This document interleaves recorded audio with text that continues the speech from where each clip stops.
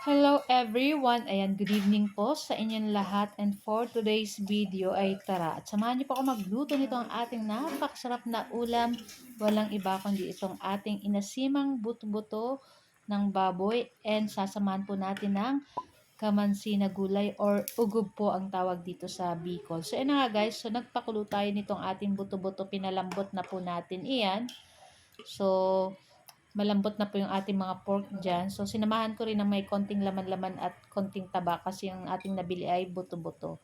So, naglagay na tayo dyan ng pampalasa ng pamintang, durog, and naglagay din tayo ng 1 pork cube, and maglagay pa tayo ng konting asin guys kasi hindi pa natin na natimplahan, so matabang pa. Ayan. So, estimate nyo na lang guys ang paglalagay, and tikman nyo na lang pag kulang pa yung alat.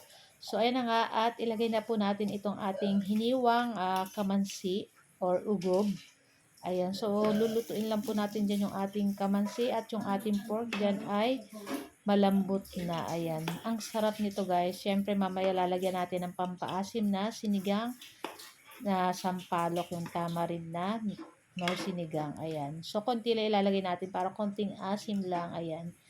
So, syempre, tikman-tikman po natin. Ayan, napakasarap nito guys kasi yung ugob or yung kamansi, nakakadagdag sarap or lasa dun sa ating sinabawan. So, yan na nga, at naglagay na tayo nitong ating sinigang, nor sinigang sa sampalok powder. Ayan, so ito yung ating pampaasim. Konti lang yung nilagay ko guys kasi hindi ako napapahigop ng masyadong sobrang asim ngayon. So, tamang asim lang, konti lang. So, yan na nga. O, yan. Malambot na rin yung ating kamansi na gulay dyan. So, maglagay na tayong siling pangsigang, 2 piraso. Ayan, para mas lalong bumango itong ating inasiman na buto-buto ng baboy with kamansi. Ayan. Tapos, ayan, ilang minuto lang ay pwede na rin po nating patayin yung apoy at i-transfer sa ating mangkok. So, ang sarap nito guys kasi yung ating baboy dito, nagme-melts in your mouth na yun, lalo na yung taba ng ating pork. Eh, nakita nyo yung taba dyan, medyo kumalas na siya dun sa laman kasi sobrang lambot. Ayan. Hindi mo na kailangan nguyain yung ating pork kasi ang lambot guys. Charot. So, ayan na nga, at transfer na po natin sa ating mangkok, at ready na rin po kami kumain itong ating ulam para sa ating dinner. Ayan. Kung hindi nyo pa natatry to guys, itry nyo na at sobrang sarap. So, kahit hindi na kayo guys magpatis at kalamansi, okay na to. Sabaw pa lang, ulam na.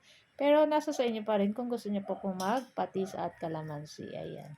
So, yung ating kalamansi ngayon ay naubos na natin lahat nung bunga nung nakaraan na maliliit pa guys. Kaya, okay lang kahit hindi na kami maglagay ng patis at kalamansi. So, yun na nga guys, ito lang ang ating video today, at sana po ay nag-enjoy kayo. Huwag niyo po sanang kalimutan mag-like, comment at pa-share po ng ating video. And shout out po sa ating mga new followers ng Momshi and 3 Sons. So guys, tara na at samahan nyo na rin kami kumain. Thank you for watching. Bye! Happy tummy! Bye!